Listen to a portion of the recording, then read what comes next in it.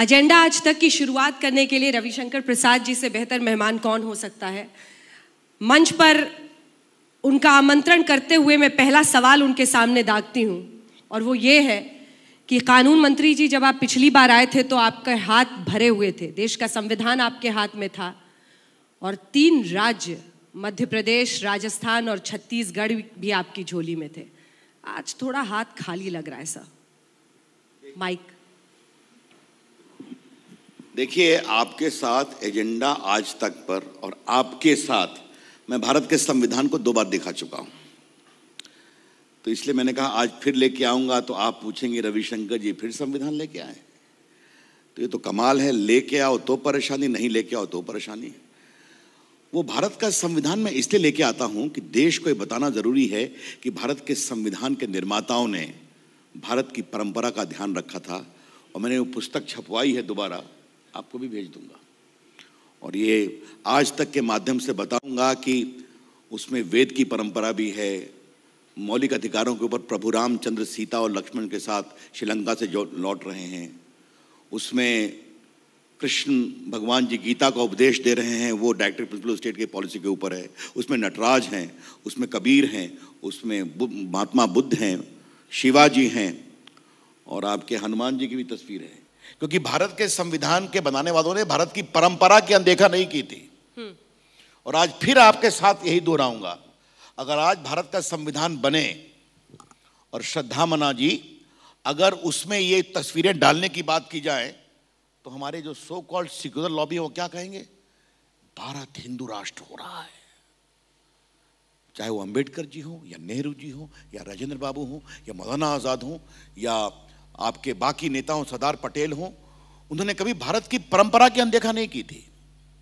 तो ये विषय हम बताएंगे और बार बार बताएंगे।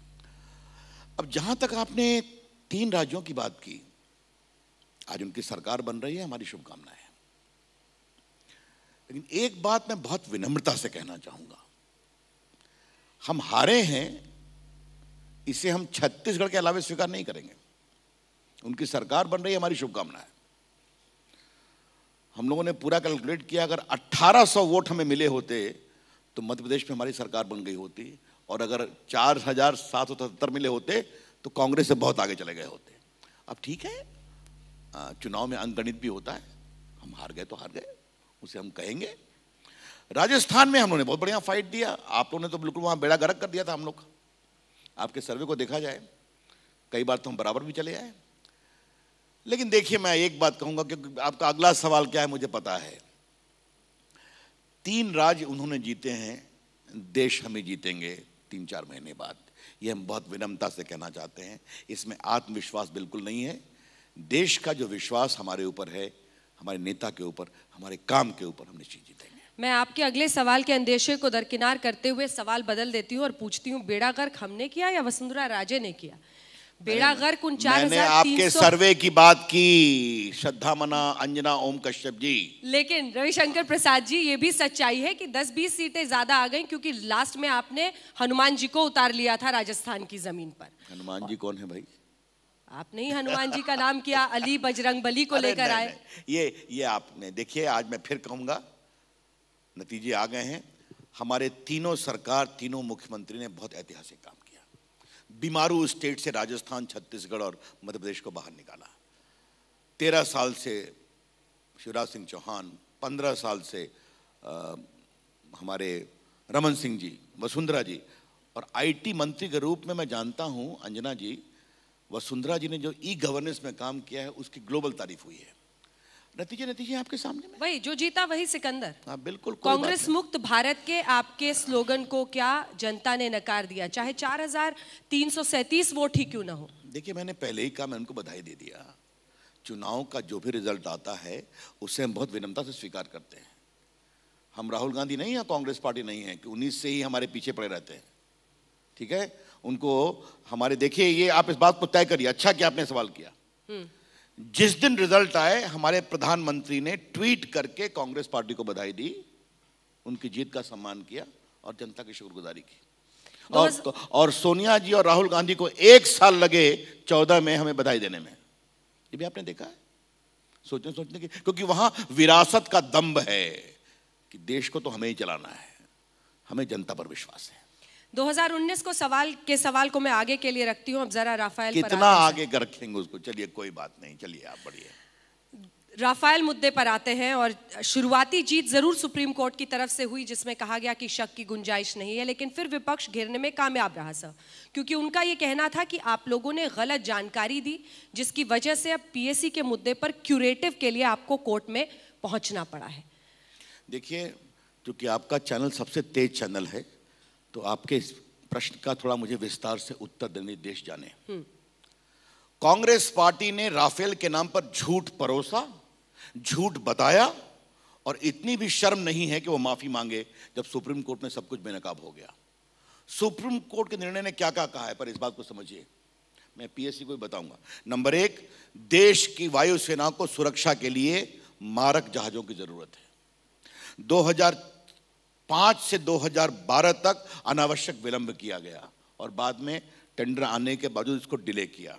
नंबर 3, हमने पूरे निर्णय की प्रक्रिया को जांचा है, ये निर्णय की प्रक्रिया बिल्कुल सही है। नंबर 4, इसमें कोई कमर्शियल वेस्टेड इंटरेस्ट नहीं है, और हमने एयरफोर्स के पदाधिकारियों को भी बुलाया कि और उन्होंने ये भी कहा कि देश के सामरिक हित में जांच थोड़ी गंभीरता से होनी चाहिए। तो यह है सुप्रीम कोर्ट का फैसला।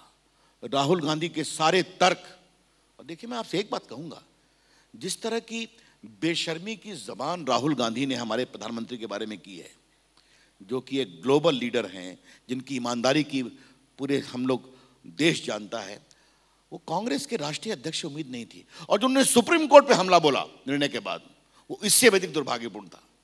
सीधा इस झूठ के लिए राहुल गांधी को, कांग्रेस पार्टी को माफी मांगनी चाहिए। अब आपके पीएससी के विषय को हम एक्सप्लेन कर देते हैं। भारत सरकार की ओर से बताया गया था कि हमने इस पूरे प्राइसिंग को, डिटेल को सीएजी से शेयर किया है, और प्रक्रिया यह होती है कि सीएजी की रिपोर्ट आती है तो पीएससी उसे एग्जामिन करती है और वो फिर संसद के सामने जाता है। तो ये प्रक्रिया के विषय वस्तु बताया गया था। सुप्रीम कोर्ट से ये इनएडवर्टेंट मिस्टेक हुआ है, उसको उन्होंने वॉज कर दिया, it was examined, has been, हाँ हैज बीन एग्जामिन्ड। तो उसको करेक्शन के लिए मैं दरखास्त दे दिया, मैं छुपाने की क्या बात है। लेकिन पीएससी गया या नहीं गया, सीएजी गया या नहीं गया, इससे पूरे निर्णय की प्रक्रिया पर असर इसलिए नहीं पड़ता है कि सुप्रीम कोर्ट ने स्वयं पूरे निर्णय की प्रक्रिया को देखा है। इस बात को समझिए। और पूरा जो लिटिगेशन था वो भी प्रायोजित था सुप्रीम कोर्ट ने। आज सुप्रीम कोर्ट ने फैसला किया है, लेकिन जिस तरह का अस्तरहीन एक प्रकार से सुप्रीम कोर्ट पर हमला किया गया, वो कम से कम राहुल गांधी से उम्मीद नहीं थी। इज और हैज बीन, ये वाकई ग्रामर की गलती थी या फैक्ट्स को इस तरह से पेश किया गया था? क्योंकि यही आरोप है, यही आरोप है। देखिए ऐसा है, कांग्रेस पार्टी के तिनकों को आप मत पकड़िए। आज तक सबसे तेज चैनल है, थोड़ा तथ्यों की परख कर ले। हमने पिटीशन जो फाइल किया उसको देख लीजिए, उसमें क्या भारत सरकार की ओर से कहा गया स्पष्ट है। पर ये एक हथियार, एडिशनल हथियार नहीं सर उनके हाथ में मिल गया, क्योंकि वो यही कह रहे हैं कि पर्जरी फाइल करना, मतलब रन करना चाहिए कोर्ट फिर मैं सरकार पर, सुप्रीम कोर्ट। तो यही तो मैं कहूंगा कि सुप्रीम कोर्ट के सामने कांग्रेस पार्टी चली जाए। किसने मना किया है? हिम्मत क्यों नहीं है? यही तो मैं कह रहा हूं। कांग्रेस पार्टी को तो अधिकार था कि सुप्रीम कोर्ट चली जाती। वो अपने मोहरों और प्यादों के साथ खेल रही थी। आज उनके मोहरे पिट गए, बुरी तरह से पिट गए। इसलिए फिर कहा, सुप्रीम कोर्ट का पूरा फैसला जरा भी पीएससी के उस पर नहीं डिपेंडेंट है। सुप्रीम कोर्ट ने अलग से पूरी प्रक्रिया को एग्जामिन किया है और फिर कहा, देश के लिए राफेल जरूरी है। राफेल एक बढ़िया विमान है, राफेल में प्राइसिंग की पूरी प्रक्रिया ठीक से की गई है और इसमें कोई कमर्शियल वेस्टेड इंटरेस्ट नहीं है। इससे अधिक सुप्रीम कोर्ट और क्या बोलेगा? तो अगर कांग्रेस पार्टी को, कांग्रेस के पास तो अन्ना जी बहुत बड़े बड़े वकील हैं ना, बहुत देश के बड़े बड़े वकील हैं, तो जो सुप्रीम कोर्ट में रोज पेश भी होते हैं। राहुल गांधी को अच्छी कानून राय मिल सकती है ना, लेकिन दिक्कत यह है कि जो सुप्रीम कोर्ट के चीफ जस्टिस पर इंपीचमेंट दागते हैं, उनसे संस्थाओं के सम्मान की अपेक्षा हम नहीं कर सकते। पर यह भी तो नादानी है ना सर, सोच लेना कि राहुल गांधी माफी मांगेंगे, क्योंकि अभी भी वो फ्रंट फुट पर ही बैटिंग कर रहे हैं। आप क्यों नहीं माफी मांगेंगे? आप राष्ट्रीय अध्यक्ष अपनी पार्टी के, देश के सामने झूठ बोला, झूठ परोसा, झूठ बताया और चौकीदार को चोर कहा। उनके शब्द हैं कि नहीं? मैं जान के उत्तेजना में बोल रहा हूं, क्योंकि राहुल गांधी जिस पोस्ट पर बैठे हुए हैं उस पर कभी उनके पिताजी, उनकी दादी जी, उनके परदादा जी, उनके परदादा जी मोतीलाल नेहरू बैठे हैं, जहां राजेंद्र बाबू, सरदार पटेल, मौलाना आजाद बैठे हैं। यह है उस पद की विरासत। और उस पद पर बैठ के जिस शब्दों का वो प्रयोग करते हैं और सुप्रीम कोर्ट के फैसले के बावजूद कर रहे हैं, तो राहुल गांधी गैर जिम्मेवार बोल रहे हैं। तो उनसे माफी की अपेक्षा हम करेंगे, क्यों नहीं करेंगे। एक और राय बन रही है पॉलिटिकल एक्सपर्ट्स की कि लगातार उन पर हमला करके आप लोगों ने राहुल गांधी को नेता बना दिया और 3 राज्यों की जीत के साथ वो नेता स्थापित हो गए हैं। 2019 में एक प्रबल विपक्ष के रूप में खड़े होंगे नरेंद्र मोदी को चुनौती देने। ऐसा है, कांग्रेस पार्टी देश की पुरानी पार्टी है, ये तो हमने कभी नहीं कहा। और एक बात है कि क्या हम करें, राहुल गांधी हमारे नेता को चोर कहें, माने हमारे प्रधानमंत्री को हर कुछ अपशब्द कहें, तो अंजना जी हम खामोश रहें, हम उनकी आरती गाएं, हम उनकी स्तुति करें। यही चाहती हैं आप क्या? देश के सामने सच्चाई आनी चाहिए, और आज सुप्रीम कोर्ट ने सच्चाई बोली है। हम उम्मीद करते थे कि इसके बाद थोड़ा सा राहुल गांधी समझेंगे, लेकिन ठीक है। और हमारी कांग्रेस से बात होती है, वो भी समझते हैं कि ये हमारी लड़ाई ठीक नहीं जा रही है। पर आप लोग चुप कहाँ हैं सर? कभी नानी का जिक्र आता है, कभी दादा का जिक्र आता है, हर किसी पर हमला कर रही है आपकी पार्टी भी, आपके शीर्षस्थ नेता भी। देखिए, उसका जवाब बहुत सिंपल है। हमें पहले एक बात अंजना जी आप जान लीजिए, राजनीति में व्यंग, तंज, सटायर चलता है, समझ गए आप? और चलना भी चाहिए। कोतरोकी मामा जी क्या थे? क्या छुपा हुआ है क्या? कोतरोकी मामा जी को भगाने के लिए देश में क्या क्या कार्रवाई की गई है? क्या आज मैं आपको बता दूं कि मैं कानून मंत्री हूं, एक पूर्ववर्ती कानून मंत्री ने भारत सरकार के एक वकील को भेजा लंदन में कि कोतरोकी का अकाउंट डिफ्रीज कर दीजिए, जिसमें दलाली के पैसे जुटे हुए थे, और झूठ बोला गया कि कोई केस नहीं पेंडिंग है। सारी सच्चाई मैं खोलना शुरू करूं? अभी जो माइकल साहब आए हैं, कृष्ण साहब, इनकी चल रही है गवाही। तो मैं तो बहुत विनम्रता से एक बात कहूंगा कि कांग्रेस के राज में डिफेंस डील में डील के बिना काम नहीं चलता है। आप करें तो व्यंग और तंज, वो करें तो अपराध। मतलब मामा कैसे कह रहे हैं सर? आप क्रिश्चियन मिशेल हो या क्वात्रोकी हो, मामा कहने का क्या? मैं कहूंगा, मैं आपसे फिर विनम्रता से कहूंगा कि जिस तरह से हमारे प्रधानमंत्री के खिलाफ अपशब्दों का प्रयोग किया गया, इससे हमें पीड़ा हुई है और देश को भी पीड़ा हुई है। कांग्रेस पार्टी के बहुत से अतीत हैं, बहुत सी चीजें खुल सकती हैं, लेकिन लोकतंत्र में एक शालीनता होनी चाहिए। वो शालीनता की अगर हद राहुल गांधी पार करते हैं, तो अगर उसका जवाब दिया जाएगा सच्चाई के साथ, तथ्यों के साथ, तो ये अनुचित क्यों है, यह आप मुझे समझा दीजिए।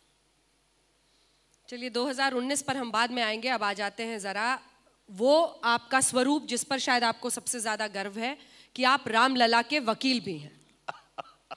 अब सर, इस बार जनता से भी ज्यादा ये सवाल आपसे संघ की तरफ से पूछा जा रहा है। संघ का कहना है कि 2019 के लिए राम मंदिर जरूरी है। आप तो कोर्ट की आस देख रहे हैं, वक्त बहुत कम बचा है। देखिए, पहले मैं आपके मंच से देश को ये बता दूं कि हाँ, मैं रामलला हिंदुओं का वकील रहा, और इलाहाबाद हाई कोर्ट ने क्या फैसला किया है। जहां रामलला विराजमान है, उसको हिंदू मानते हैं कि राम का जन्म हुआ, इसको उन्होंने लीगल सैंक्टिटी, वैधानिक प्रामाणिकता दी है। और दूसरा उन्होंने कहा है कि इसके 3 टुकड़े होंगे। जो मेन मंदिर है वो दिया जाएगा हिंदुओं को, उसके आगे निर्मोही अखाड़ा, उसके आगे मुस्लिम समाज को। अब पार्टियां आई हैं कि हमने तो बंटवारा मांगा नहीं, तो आपने दिया किसको? ये सभी की बहस है।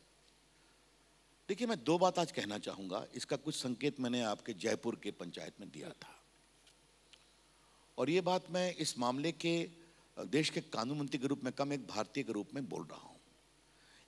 ये मामला 70 साल से पेंडिंग है। सुप्रीम कोर्ट में ये सूट 8 साल से 10 साल हो गए, 2008-9 से। जब देश के लोग मुझसे पूछते हैं कि 377 का फैसला कुछ महीनों में होता है, कर्नाटक और आतंकवादियों के रात में 2 बजे सुप्रीम कोर्ट खुलता है, सबरीमला कुछ दिनों में हो जाता है, अर्बन माओइस्ट का फैसला 2 महीने में हो जाता है, एडल्ट्री का मामला 6 महीने में हो जाता है, ठीक होता है, हमारे रामलला की सुनवाई क्यों नहीं होती है? इसका मेरे पास जवाब नहीं है। और आज मैं बहुत विनम्रता से सुप्रीम कोर्ट से अपील करूंगा कि इस मामले की सुनवाई को फास्ट ट्रैक किया जाए। और देखिए, मैं कानून मंत्री के रूप में नहीं बोल रहा हूं, फिर इस मामले के वकील के रूप में बोल रहा हूं। इतना एविडेंस अवेलेबल है कि बहुत ही अच्छी बहस की जा सकती है। 2001 में खुदाई की गई, दोनों पक्ष घबराए हुए थे कि खुदाई में क्या निकलेगा, मुस्लिम पक्ष, हिंदू पक्ष। कोर्ट ने कहा कि आर्कियोलॉजिकल सर्वे के मजदूर खुदाई करेंगे, उसमें 2/3 हो गए हिंदू, 1/3 मुस्लिम, इतना किया। 7वीं शताब्दी से वहां मंदिर निकल गया जिसका गर्भगृह रामलला के मंदिर के नीचे है। अब ये सारे एविडेंस की बात है, तो इसकी सुनवाई फास्ट ट्रैक होनी चाहिए। मैं पहली बार आज तक के मंच पे बोल रहा हूं और बड़ी विनम्रता से बोल रहा हूं कि मैं सुप्रीम कोर्ट से भी अपील करूंगा कि इस मामले की फास्ट ट्रैक सुनवाई। अब जो आपने बाकी बात कही, देखिए अंजना जी, इस देश के व्यापक लोगों की चिंता सुनिए आप। हम इसके पॉलिटिकल रूप से नहीं बोलना चाहते हैं कि इसका फैसला क्यों नहीं होता है, इसका निराकरण क्यों नहीं होता है। इसके कई आयाम हैं। मुझे याद है कि दिल्ली में बहुत महत्वपूर्ण लोग बैठे हुए हैं। जब आज़ादी के पहले और बहुत दिनों तक जॉर्ज पंचम की मूर्ति थी इंडिया गेट के आसपास, क्वीन विक्टोरिया की मूर्तियां थीं, आज वो कहाँ चली गई? किसी ने तो उस पर हल्ला नहीं किया? किया क्या? तो अगर रचनात्मक रूप से बाबरी मस्जिद को उसी प्रकार से देख, और देखिए आज मैं फिर आज तक के मंच पर दोहरा रहा हूं, आप मेरा ओल्ड फुटेज निकलवाइए। जब मैं जीत के निकला था लखनऊ बेंच से, तो मैंने इस देश के मुसलमानों से एक अपील की थी कि उन्होंने कभी नहीं कहा कि अयोध्या हिंदुओं के लिए पवित्र है, राम उनके लिए मर्यादा पुरुषोत्तम है और वो मानते हैं कि राम का जन्म अयोध्या में हुआ। उनका कहना था कि ये हमारी बाबरी मस्जिद है, यहां नहीं हुआ था। तो हमने कहा अपील में जाने का अधिकार है, आप इसे स्वीकार करेंगे, एक भव्य राम मंदिर बनने देंगे, तो शायद देश में एक नया भाईचारा होगा। और मैं मानता हूं अंजना जी कि देश के अधिकांश मुस्लिम जानते हैं कि इसे हिंदुओं की भावना के लिए हमें स्वयं छोड़ना चाहिए। अब वहां भी राजनीति आती है। मैं संघ प्रमुख का एक बयान आपके सामने जरा, मैंने पहले मुझे आपसे एक बात पूछना है, कांग्रेस पार्टी का क्या मूड है इस पर? नगरी नगरी, द्वारे द्वारे, मंदिर मंदिर राहुल गांधी जा रहे थे, कहीं अपना गोत्र बता रहे थे, कहीं जा रहे थे महादेव के दर्शन करने, कहीं राम के दर्शन करने। राम जन्मभूमि पर कांग्रेस का क्या मत है, ये भी मैं आज उठाना चाहता हूं। वो कोर्ट के फैसले का इंतजार कर रहे हैं। अच्छी बात है, लेकिन संघ प्रमुख आपसे क्या कह रहे हैं वो महत्वपूर्ण है। वो कहते हैं, बाशब्द मैं पढ़ रही हूं, काम न होने के कई बहाने होते हैं, काम पूरा करने का रास्ता निकालना जरूरी होता है। आप देश के कानून मंत्री हैं, राम मंदिर के लिए रास्ता तो आप ही को निकालना होगा। इसीलिए मैं ये पूछ रही हूँ क्योंकि आप यहाँ तो कह रहे हैं कि फास्ट ट्रैक कोर्ट में उसकी सुनवाई हो। मैंने ये चंद मिनटों में सर कोर्ट ने कह दिया नेक्स्ट, चंद मिनटों में। तो अब सुओ मोटो आज तक के एजेंडा कॉन्क्लेव से आपकी गुजारिश वो क्यों सुनेंगे? पहली बात मैं कहना चाहूंगा, आप देश के कानून मंत्री से एक जज की टिप्पणी पर सवाल मत पूछिए। आप भी मेरी सीमाओं का ध्यान रखिए। आज मैंने वो अपील पहले कहा कि कानून मंत्री के रूप में नहीं, इस मामले के एक वादी के रूप में हमने किया है और बहुत गंभीरता से किया है। जहां तक बाकी मामलों का सवाल है, मैं माननीय मोहन भागवत जी की टिप्पणी पर कोई टिप्पणी नहीं करूंगा। संवैधानिक मर्यादाओं के साथ इसका निराकरण करेंगे, ये हमारा संकल्प है।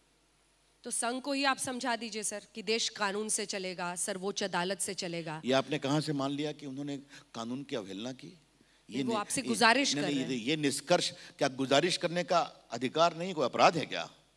सब एजेंडा आप ही तय करिएगा क्या कि मोहन भागवत जी क्या बोलेंगे, कब बोलेंगे, कैसे आप मोहन भागवत जी की बात ही नहीं सुन रहे, इसलिए वो कानून मंत्री से गुजारिश कर रहे हैं कि वो कोई रास्ता निकाले, विधेयक लेकर आए। अब जरा विधेयक पर स्थिति स्पष्ट कीजिए, क्या सरकार अगर कोर्ट में मामला है सर विधेयक ला सकती है? पहली बात मैं कहूंगा कि मैंने आपसे पहले भी कहा कि संवैधानिक मर्यादाओं के अंतर्गत होगा। वो मर्यादाओं का रास्ता क्या होगा, ये आज तक के एजेंडा पर तय नहीं होगा। ठीक है, देश में कानूनविद बहुत हैं, संविधान समझते हैं, देश को भी समझते हैं। लेकिन आज तक के एजेंडा में आप क्या सोच रहे हैं ये तो बता ही सकते हैं कि क्या रास्ता निकालने की तैयारी है? मैंने पहले बताया, संवैधानिक मर्यादाओं के साथ एक भव्य राम मंदिर बनना चाहिए। सर कानून के भी आप जानकार हैं, वकील हैं, आपके घर में पहुंचिए तो सिर्फ कानून की किताबें दिखती हैं। क्या बताती हैं ये कानून की किताबें? क्या विधेयक का रास्ता अपनाया जा सकता है ऐसे में? मतलब ठीक है, आप कानून मंत्री के रूप में नहीं, कानून के जानकार के रूप में, जब कोई मामला कोर्ट में है, क्या सरकार उस पर विधेयक लाने की स्थिति में है? पहली बात मैं आपको क्लैरिफाई कर दूं कि आप सिर्फ वकील रविशंकर के चेंबर में आई हैं। मेरे अगर प्राइवेट लाइब्रेरी में जाएंगे तो आपको इतिहास, संस्कार, संस्कृति, कविता, शेर व शायरी की भी सैकड़ों किताबें मिलेंगी। तो ये आप थोड़ा आपको क्लैरिफाई करना जरूरी है कि खाली आप कानून की किताबों के ही शौकीन हैं। देखिए, मैं एक बात कहना चाहूँगा, जहाँ तक जानकारी का सवाल है, समझदारी का सवाल है, ये बहुत ही संवेदनशील विषय है। इस विषय पर यहाँ चर्चा मैं नहीं करूँगा और आपको मुझे इसके लिए बाध्य नहीं करना चाहिए। मैंने एक बड़ी बात आपके सामने कह दी कि देश की अपेक्षा एक भव्य राम मंदिर बनना चाहिए और निश्चित बनना चाहिए। और अगर बात सहमति से होती तो अच्छी बात है, सहमति की बहुत कोशिश की गई। देश के एक बहुत बड़े संत ने मुझसे कहा, रवि जी मैं क्या करूं, बहुत सारे मुसलमान मेरे साथ खड़े हैं। हमने कहा जितने खड़े हैं उसमें से अगर 15-20 भी खुलकर बोल दें तो मैं आपके साथ रहूंगा। एक भी तैयार नहीं हुए, क्योंकि क्या करें, हम तो समझते हैं, लेकिन जो हमारे रेडिकल एलिमेंट हैं, मुल्ला लोग, वो हमारे ऊपर हमला करते हैं। तो ये भी हमने देखा है, कुछ लोग पॉलिटिकल विषय बनाते हैं, कुछ लोग आज भी कहते हैं कि वहां लाइब्रेरी खोल दो। देखिए, आज मैं बहुत पीड़ा से कहता हूं, आप लोग भी उनकी टिप्पणी दिखाते हैं, वो आपका अधिकार है, लेकिन ऐसी टिप्पणियों से लोगों के अंदर गुस्सा आता है, जिनकी न कोई समझदारी है न कोई है। सेंटिमेंट के साथ खिलवाड़ नहीं होना चाहिए। लेकिन मुस्लिम पर्सनल लॉ बोर्ड, उसकी तो स्टैंडिंग है ना, all India Muslim personal law board कह रहा है कि ऐसे किसी भी ऑर्डिनेंस के खिलाफ हम कोर्ट मूव करने को तैयार है। तो वो क्या करेंगे, समर्थन करेंगे क्या? आज तक मुस्लिम पर्सनल लॉ बोर्ड ने मुस्लिमों के हित में कोई काम किया है क्या? 3 तलाक पर सुप्रीम कोर्ट में क्या एफिडेविट किया, और आज भी महिलाएं परेशान होती हैं, कोई उनकी मदद में आए क्या? मुस्लिम पर्सनल लॉ बोर्ड की कितनी पकड़ है आम मुसलमानों में, हम जानते नहीं है क्या? आप ऐसे बिना मतलब का मुझसे मत क्या कीजिए। मैं नॉर्मली ऐसे पर टिप्पणी नहीं करता हूं, लेकिन मुस्लिम पर्सनल लॉ बोर्ड से आप क्या अपेक्षा कर सकती हैं, जो आज तक इतनी पीड़ित हमारी खवातीनों के पक्ष में खड़ा नहीं हुआ, चाहे वो 3 तलाक हो या तलाक के बाकी सब मामले हो, हम सब जानते हैं। तो आप उनसे अपेक्षा करेंगी कि राम जन्मभूमि पर अपना बड़ा दिल दिखाएंगे। जो अपनी जमात की खवातीनों की इज्जत नहीं कर सकता, उनसे आप उम्मीद करेंगी कि हिंदुओं की भावनाओं की इज्जत करें? यह नहीं हो सकता। लेकिन राहुल गांधी से आपको उम्मीद है कि साथ देंगे इसमें? मैंने उम्मीद नहीं, उनसे पूछा है कि राहुल जी, आप आजकल मंदिर जा रहे हैं, कैलाश मानसरोवर भी जा रहे हैं, पहली बार नेहरू खानदान के किसी नेता के गोत्र की जानकारी हुई है, अच्छी बात है, उनका निजी मामला है, लेकिन राम जन्मभूमि पर आपका रुख क्या है, बताइए तो सही। अगर वो आपको सुन रहे हैं तो क्या रुख चाहते हैं आप? आपको क्या लगता है, कांग्रेस अगर साथ दे देगी तो विधेयक आ जाएगा? नहीं, पहले मुझे ये बताइए, राहुल गांधी के रुख की तो मैं प्रतीक्षा करूंगा ना। राहुल गांधी और कांग्रेस पार्टी की काल्पनिक टिप्पणियों पर मैं पंचायत पर क्या बोलूं? 2019 पर अब आते हैं सर, और वो सवाल जिसको आपने प्रीएम्प्ट किया था मेरे पहले सवाल के कभी प्रीएम्प्ट नहीं किया था, खुलकर पूछिए आप, मैं जवाब देने को तैयार हूं। 2019 की हवा क्या बदल रही है? क्या इन राज्यों के साथ देश की जनता ने कांग्रेस को एक ऐसा मौका दिया है कि वो एक बड़ी चुनौती बन के आपके सामने खड़े हैं और राहुल गांधी को प्रबल प्रधानमंत्री उम्मीदवार के रूप में सामने आप देख रहे हैं? देखिए, 2019 पर थोड़ा मुझे बोलने दीजिए। हम लोगों के साथ एक बड़ी समस्या है, आपके पंचायत में कई बार आया हूं जी, और आपसे भी दीदार हुआ है पंचायतों में आपके। 14 से ही 19 में क्या होगा आपने भी पूछा है मुझसे, 15 आए 19 में क्या होगा, तो आपने हमें चैन से कभी रहने नहीं दिया 19 के सवाल में। अब तो सर पहले सुनिए आप, शांति से, कभी सुना भी करिए। तो क्या वो गीत है ना, चैन से हमें कभी रहने नहीं दिया, तो ये है आपके एजेंडा का सवाल। लेकिन आपका अधिकार है, उस अधिकार का हम सम्मान करते हैं, लेकिन मेरे दिल में एक टीस जरूर है पार्टी के कार्यकर्ता के रूप में कि अरे भाई, 19 में हमारी इतनी निर्णायक जीत हुई, देश के 70% राज पर हम राज करते थे, आज भी 2-3 हार गए तो अलग बात है, फिर भी 19 में क्या होगा, 19 में क्या होगा। तो एक प्रकार से कहीं ना कहीं ये हमारी हार को, हमारी जीत को अस्वीकारने का भी एक मदार हो सकता है। देखिए, आज हमारा पूरे विश्वास से कहना है, 19 का चुनाव होगा, जो हमने इस देश के लिए काम किया है, जो देश का हमने मान बढ़ाया है, जो भारत के प्रति भारतीयों का गर्व हुआ है, और जो हमारे नेता नरेंद्र मोदी जी की छवि और स्वीकार्यता है देश भर में, तो हम ये चुनाव बहुत प्रामाणिकता से जीतेंगे। आज तारीख क्या है? आज तो दिसंबर है। 26 मई को हमें बुलाएंगे ना आप? मैं उम्मीद करता हूं ना। जनवरी, फरवरी, मार्च, अप्रैल, 4 महीने बचे हैं। फिर मैं आपसे पूछ रहा हूं, 26 मई को हमें बुलाएंगे ना आप? बिल्कुल। तो रिकॉर्ड कर लीजिए इसको। 26 मई को शायद कोई पंचायत करिएगा, तो मैं कोशिश करके आप ही से बात करने आऊंगा। ठीक है सर। ठीक है, वादा है। मेरा भी वादा है। अगले सवाल पर पहुंचते हैं। क्या मोदी वेव 2014, देखिए मैं आपसे एक बात में जो एक मोदी लहर थी कि मोदी जी लास्ट में जाकर रैलियां करते थे, उसके बाद से हवा का रुख बिल्कुल बदल जाता था, उसमें कमी आई है? देखिए, मैं आपसे एक बात कहूंगा, आप देश के नागरिकों की परिपक्वता का भी सम्मान करना सीखिए। 14 में वो मोदी जी के ऊपर ट्रस्ट करके आए थे। 2019 के लोकसभा चुनाव में वो मोदी जी के काम को भी परखेंगे। हमने मोदी जी पर विश्वास प्रकट किया 14 में, अब मोदी जी का काम, देश की आर्थिक व्यवस्था, गरीबों के लिए काम, मुद्रा योजना। अभी आपकी उपाध्यक्षा डिजिटल के बारे में बता रही थी ना जी। ये डिजिटल इंडिया का जो प्रोग्राम चला है, सामान्यतः मैं अपने बारे में कभी बात नहीं करता हूँ, आज भारत को ई गवर्नेंस में ग्लोबल टॉप 20 लीडर्स बताया गया है। आज जो देश में हमारे आम आदमी डिजिटली एम्पावर्ड हो रहे हैं, शिक्षा में, आपके कृषि में, बाकी सब में, फिर जो आपके हाउसिंग का काम हुआ है, और सबसे बड़ी बात जो भारत का ईमान, भारत का नाम। और जहाँ राफेल को मैं एक दूसरे कॉन्टेक्स्ट में रखना चाहता हूँ, कांग्रेस पार्टी आज भी तो सर्जिकल स्ट्राइक पे सवाल उठाती है ना, जब कितने प्रमाण आ गए उसके, डिजिटल प्रमाण भी आ गए, सर्जिकल स्ट्राइक के बाकी भी आ गए। तो कांग्रेस पार्टी आज तक सेना की शहादत और सेना के शौर्य पर सवाल उठाती है कि इसका मोदी जी पॉलिटिकल उपयोग कर रहे हैं। तो देखिए, जनता समझती है, देखेगी, और हमें पूरा विश्वास है, जनता मालिक है, उसको हम प्रणाम करते हैं कि हमारी बहुत निर्णायक जीत होगी, और इस पर चर्चा हम 26 मई को आपसे जरूर करेंगे। ठीक है। तमाम जो संस्था इस देश के हैं जो सबसे मजबूत होते थे, देखिए सर, सुप्रीम कोर्ट पर वो राफेल के बहाने हमला कर रहे हैं, आप राम मंदिर के बहाने टिप्पणी कर रहे हैं। मुझे पता है कि आप सीधा आरोप नहीं लगा रहे हैं, लेकिन टिप्पणी कर मैंने कोई आरोप नहीं लगाया, ये गलत बात, प्लीज। मैंने अपील किया कि ये मामला संवेदनशील, बड़ा मामला 10 साल से पेंडिंग है, 70 साल पुराना डिस्प्यूट है, इसकी सुनवाई फास्ट ट्रैक होनी चाहिए। चाहे वो इलेक्शन कमीशन हो और ये राज्यों के चुनावी नतीजे हो, आरबीआई हो, सीबीआई हो, हर संस्था पर गंभीर सवाल खड़े कर रहे हैं, और उसके लिए सीधे आपकी सरकार को जिम्मेदार ठहरा रहे हैं कि 5 साल में आपने कहां से कहां पहुंचा दिया। सारा सवाल मेरे ही ऊपर रखा है, आज तो एजेंडा दिन भर चलने वाला है ना, लेकिन आपने पूछा है तो मैं जवाब दे देता हूं। सुप्रीम कोर्ट के चीफ जस्टिस पर इंपीचमेंट पहली बार किसने किया? संविधान आने के बाद कांग्रेस पार्टी ने किया। आज तक राहुल गांधी ने उसको गलत नहीं कहा। ईवीएम पर हमला किसने किया? कांग्रेस पार्टी ने किया। हम हारे, जीते तो ईवीएम खराब, वो जीते तो ईवीएम ठीक। चुनाव आयोग पर प्रेस कॉन्फ्रेंस प्रीपोन किया, किसने हमला किया? कांग्रेस पार्टी ने किया। तो ये मैंने आपको 4 संस्थाओं को बता दिया। आरबीआई पर आता हूं। आरबीआई के बारे में अरुण जेटली ने साफ साफ कहा है कि मनमोहन सिंह के समय आरबीआई में क्या क्या हुआ था, कितने डिफरेंसेस हुए थे, कितने आरबीआई के लोगों ने रिजाइन किया था, आपको पता है।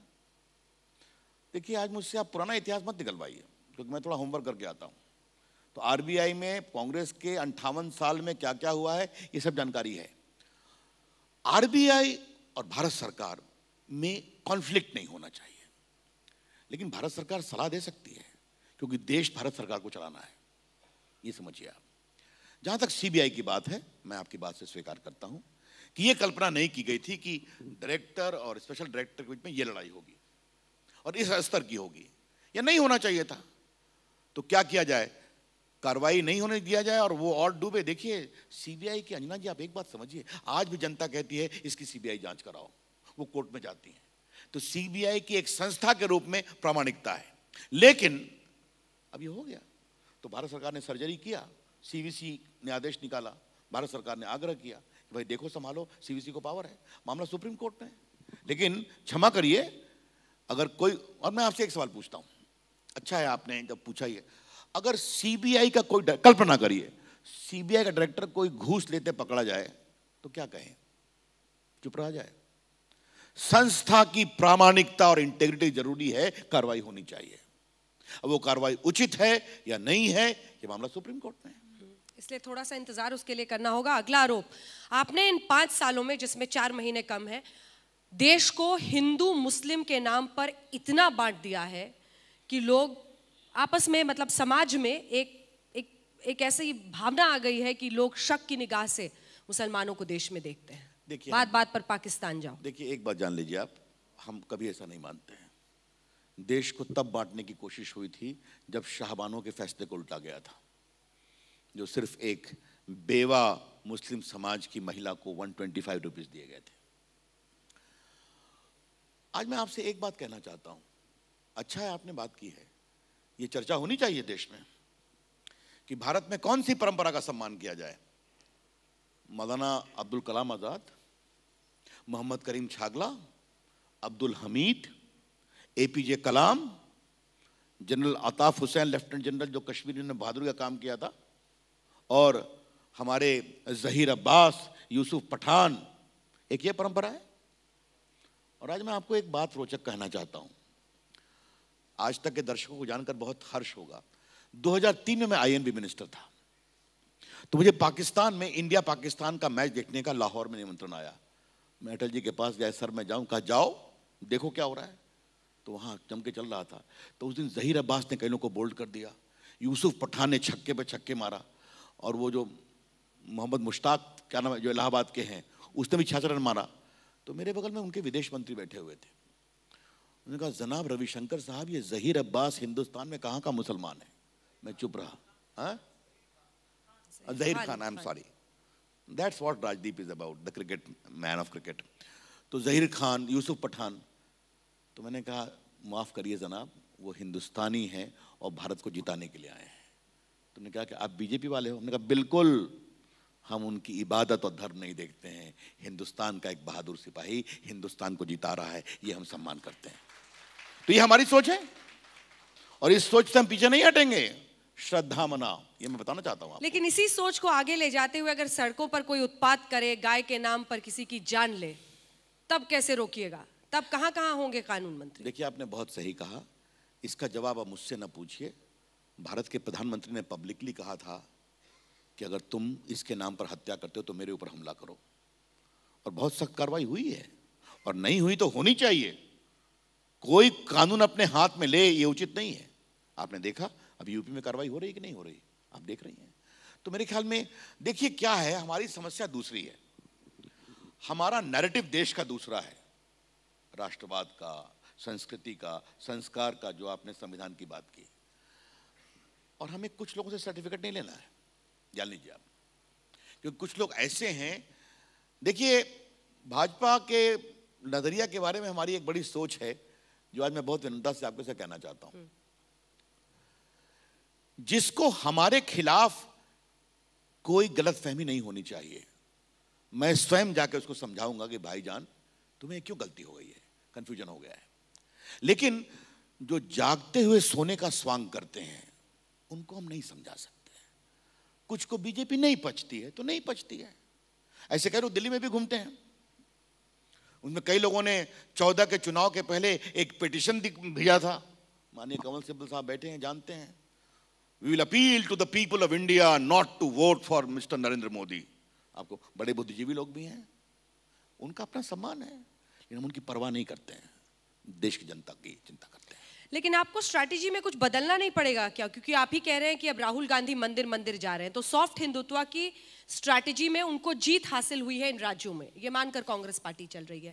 तो अब आगे क्या ऐसा कीजिएगा जो कि उनसे अलग होगा? आपका सवाल बड़ा रोचक लगा मुझे। अब कर्ज माफी पर कांग्रेस पार्टी नहीं जीती, काम के कारण नहीं जीती, सॉफ्ट हिंदुत्व पे जीती है। कर्ज माफी पर भी बात कर लेंगे सर। तो अंजना ओम कश्यप जी, आप अगर उसी की बात कर रही हैं तो जनता ओरिजिनल को पसंद करेगी, न्यू कन्वर्ट को नहीं पसंद करेगी। पहली बात आप जान लीजिए। हम इस देश की हिंदू परंपरा का सम्मान करते हैं, जो इंक्लूसिव है, सर्वव्यापी है, सर्वस्पर्शी है, जिसकी चिंता आती है, जिसका सार आता है ऋग्वेद से, एकम सदविप्रा बहुधा वदंती, सत्य बोलो ईमानदारी से, सत्य के मार्ग का सम्मान करो। लेकिन आजकल 2 मिनट का जमाना है सर, इमेज ऐसे बनती है ऐसे बिगड़ती है। आप ही की स्ट्रैटेजी में आप ही को मात दे रहे हैं, आप ही से सोशल मीडिया प्लेटफॉर्म को चुराते दिख रहे हैं सॉफ्ट हिंदुत्व के साथ। वो आप कहिए ना कन्वर्ट, वो तो कहते हैं हम ओरिजिनल है। अच्छा ठीक है बाबा, इंदिरा गांधी जी के रुद्राक्ष का जिक्र हो जाता है। मुझे तो हंसी भी आती है कि राहुल गांधी जी आजकल मंदिर जा रहे हैं, जाएं, अच्छी बात है, ये तो हमारी सोच की विजय है। इस देश के पॉलिटिकल एजेंडा में आप इस देश के संस्कारों का, इस देश की रीतियों का, इस देश के फेथ का असम्मान करके नहीं रह सकते। ये तो बहुत बड़ी बात है ना। पर मैनिफेस्टो में ये थोड़ी लिखा था सर आपने कि राहुल गांधी को इन 5 सालों में हम घोषित हिंदू बना देंगे। नहीं, मैंने आपने लिखा था राम मंदिर बनाएंगे। ये आपका तर्क है, आप अपना तर्क रखिए ना। बाकी तो हमने कहा ना, मई में बातचीत होगी ना आपसे, देखिए आगे क्या होता है। पर सॉफ्ट हिंदुत्व, क्या ये स्ट्रैटेजी सफल रूप से कांग्रेस बढ़ा पाई है? देखिए, सॉफ्ट हिंदुत्व के बारे में मेरी एक दूसरी सोच है। इस देश में एक बड़ा बदलाव आ रहा है कि हिंदू बैशिंग अब नहीं चलेगा। आप मेरी बात समझने की कोशिश करिए कि जिस तरह से इस देश में हिंदू बैशिंग एक प्रकार से एजेंडा बना हुआ था कई वर्षों से। अब आपने बात की तो वो विषय मेरा कानून मंत्री के रूप में है। 3 तलाक पर कांग्रेस का क्या कहना है, जरा बताइए ना आप। मामला भी मैंने उसमें काफ़ी अमेंडमेंट किया है। आपको मालूम है कि अब कोई अपरिचित नहीं केस फाइल कर सकता, महिला उसके परिवार के लोग करेंगे। कॉम्प्रोमाइज का भी प्रोविजन कर दिया है। सब आशंकाओं को उसमें निर्मूल कर दिया है। लोकसभा में तो पारित हो जाएगा। राज्यसभा में कांग्रेस पार्टी क्या करेगी? आज मैं सवाल पूछ रहा हूं और मुझे पूरा विश्वास है कांग्रेस पार्टी विरोध करेगी। यह है वोट बैंक पॉलिटिक्स। तो भी देखेंगे और उसमें हम देखना चाहते हैं कि आज तक कांग्रेस पार्टी से क्या सवाल पूछता है। मैं भी देखूंगा कि यह सवाल न इबादत का है, न पूजा का है, न पाठ का है। यह नारी न्याय, नारी गरिमा, नारी सम्मान, 3 तलाक का विषय है। खवातीनों के लिए, मुस्लिम महिलाओं के लिए जो परेशान है। 22 इस्लामिक मुल्कों में 3 तलाक नियंत्रित हो सकता है, हिंदुस्तान में क्यों नहीं होगा? अगला वोट बैंक तक पहुंचते हैं और वो है किसान कर्ज माफी। किसानों ने हरा दिया मध्य प्रदेश, राजस्थान, दोनों ही जगहों पर, और छत्तीसगढ़ भी। देखिए, मैं आपसे एक बात कहूंगा कि इसको इस निष्कर्ष पे लाना ठीक नहीं है। आपको मालूम है वही मध्य प्रदेश में किसान के प्रगति 20% हाईएस्ट एग्रीकल्चर रेट ग्रोथ था। हमारे रमन सिंह चावल बाबा के रूप में विख्यात थे। आपको मालूम है जो काम किया उन्होंने। मध्य प्रदेश में काफ़ी काम हुए। तो इस बड़ी लिमिटेड हार को छत्तीसगढ़ छोड़ करके आप बिल्कुल कंक्लूसिव रिजल्ट लीजिएगा। जो मंदसौर के बारे में आप बताती हैं, वहाँ बहुत बड़ी संख्या में बीजेपी के लोग जीते हैं। लेकिन हाँ, मैं इस हार को स्वीकार करता हूँ। पहले भी कहा था अगर हमें कुछ कमियां हैं उस कमियों को हम ठीक करेंगे। और जहाँ तक बदलाव का सवाल है तो इतना आप जान लीजिए, बाकी परख अब लोकसभा की होगी। हाँ, छत्तीसगढ़ के बारे में मैंने पहले भी कहा, दोबारा कहूंगा, हमें और गहराई में जाने की जरूरत है कि हमारी इतनी बड़ी हार क्यों हुई। कर्ज माफी क्या अब भारतीय चुनाव में किसानों के मद्देनजर गेम चेंजर की तरह से? 2009 में भी लोकसभा चुनाव में यूपीए की वापसी के लिए इसको एक बड़ी वजह माना गया था। मध्य प्रदेश में कर्ज माफी किसानों ने बड़े अच्छे से स्वीकारा उसे, और ये क्या गेम चेंजर है अब इंडियन पॉलिटिक्स? मैं ये मानना चाहूंगा कि जहां तक कर्ज माफी का सवाल है, किसानों की चिंता तो हर सरकार को करनी चाहिए। वो देश का अन्नदाता है, क्यों नहीं होनी चाहिए। और हमें पूरा विश्वास है कि जितना हमारी सरकार ने काम किया, आज जो आपका पूरा जो ये फसल बीमा योजना है उसमें लाखों किसानों को फायदा हुआ है। तो लेकिन आपका निष्कर्ष ये है कि कर्ज माफी से ही कांग्रेस की जीत हुई, हमारी हार हुई। इस पर मैं आपसे डिफर करता हूं। अगर कुछ कमियां हैं तो हमें ठीक करने की जरूरत है। एक और जो कमजोर नब्ज है आपकी सर, उसको आखिर में मैं टटोलना चाहती हूँ, और वो है पकौड़े और शिकंजी के बीच के जो देश के युवा की नौकरी के लिए चिंता है। देखिए, मैं आपसे एक बात कहना चाहूंगा। अब मैं रोजगार के बारे में कुछ आपको बातें बता देना चाहता हूं। अगर हमने 12.5 करोड़ लोगों को 7 लाख करोड़ रुपए मुद्रा में दिए, उसमें 50% SC ST OBC हैं, और उसमें टोटल लाभार्थी में 50% फर्स्ट टाइमर हैं, तो अगर उन्होंने आधे लोगों ने भी एक व्यक्ति को एक्स्ट्रा अपने काम में लगाया तो कितने लोगों को नौकरी मिली? हमारे CSC चलते हैं, लगभग 12 लाख बच्चे काम कर रहे हैं। छोटे शहरों में BPO मैंने शुरू किया है। पटना में 9 BPO खुल गया है, मुजफ्फरपुर में, गाजीपुर में, सब जगह। लोगों को नौकरी मिलती है कि नहीं? इतनी सड़कें बन रही हैं, ये बताइए, तो उसमें लोगों को नौकरी मिलती कि नहीं?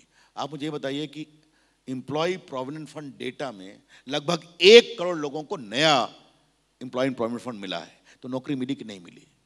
तो अब ये हल्ला होता है। मैं ये कभी नहीं कहूँगा कि बिल्कुल ठीक है, लेकिन रोजगार के अवसर, जब देश में पूंजी निवेश हो रहा है, अवसर मिल रहा है। आपको मालूम है जब हमारी सरकार आई थी तो सिर्फ 2 मोबाइल फैक्ट्री थी। मैं इलेक्ट्रॉनिक का भी मंत्री हूं देश का। अब देश में 127 मोबाइल फैक्ट्री है, और आपका दफ्तर नोएडा में है, कभी चाय पीने घूमिएगा, 57 फैक्ट्री वहां आ गई है। 5 लाख लोग सिर्फ मोबाइल फैक्ट्री में काम करते हैं देश भर में, और कंपोनेंट फैक्ट्री में। तो इस तरह से काम तो हो रहा है और आगे करने की जरूरत है। लेकिन ये जो नैरेटिव कहते हैं रोजगार नहीं मिला, रोजगार नहीं मिला, इसे मैं ठीक नहीं मानता हूं। 2019 में कितनी सीटें, कितनी कम होंगी? देखिए, आकलन करना आपका काम है, सर्वे करना आपका काम है। हमारा काम है जमीन पर घूमना और देखना।